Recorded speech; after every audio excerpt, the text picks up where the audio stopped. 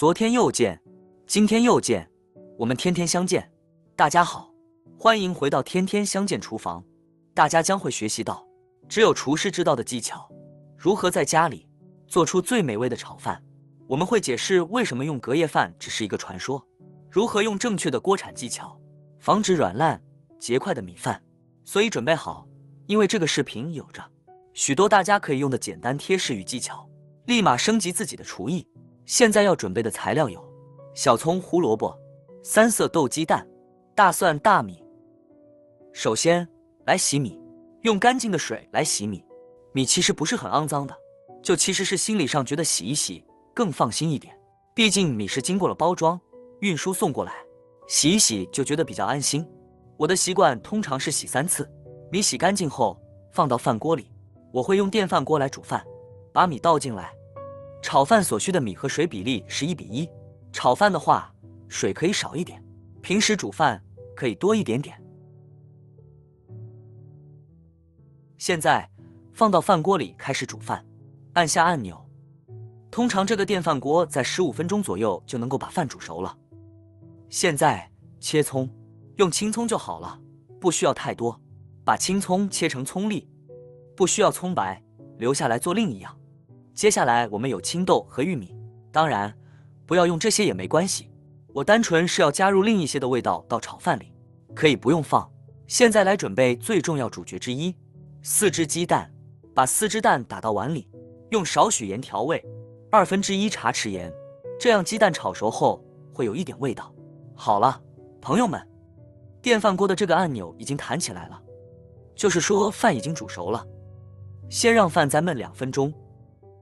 过了2分钟后，可以掀开盖子，把饭倒松后释放蒸汽，就可以用来炒了。把饭拿出来，放在这里，把饭倒松，饭是粒粒分明的，很好，不会太软。把饭倒松，稍微冷却后才炒，先把饭弄碎才炒。把饭倒松大概1到2分钟。你来试试这些饭。米饭煮好和倒松后，可以拿出锅子了，开大火。首先加入打好的鸡蛋液，好了，倒入鸡蛋，慢慢翻炒，煎上20到30秒，从底部翻起来，好像滑蛋一样，然后放入饭，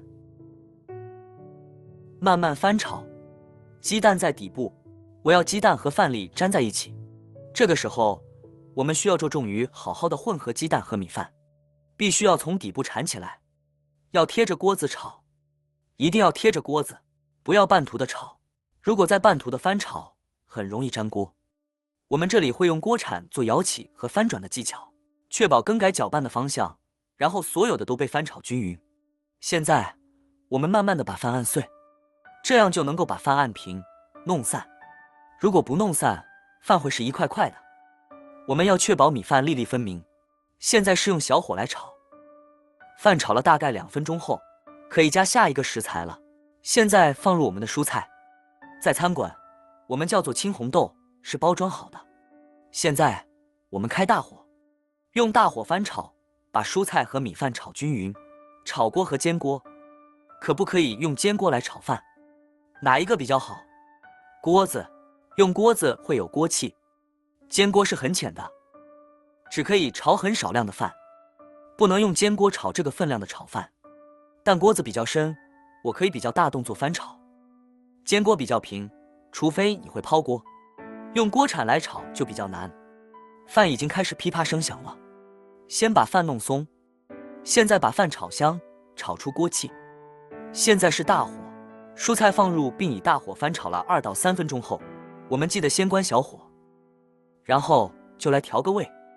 这个分量1茶匙老抽来调色，再加入1汤匙生抽，加1/2茶匙盐，如果不够可以再加1/2茶匙糖，然后再加1/4茶匙鸡精粉。鸡精粉可以加也可以不加，看自己喜欢。然后把它们搅拌均匀。现在开大火，然后慢慢加入调味，把调味和米饭搅拌均匀，也可以用筷子一起炒。用另一个工具来帮助翻炒米饭，有时候是有帮助的，特别是主力手感到累的时候。我们要像这样快速的翻炒。哇，你看，炒饭已经上色了，也非常有锅气。再炒2到3分钟后，我们就可以做最后的步骤。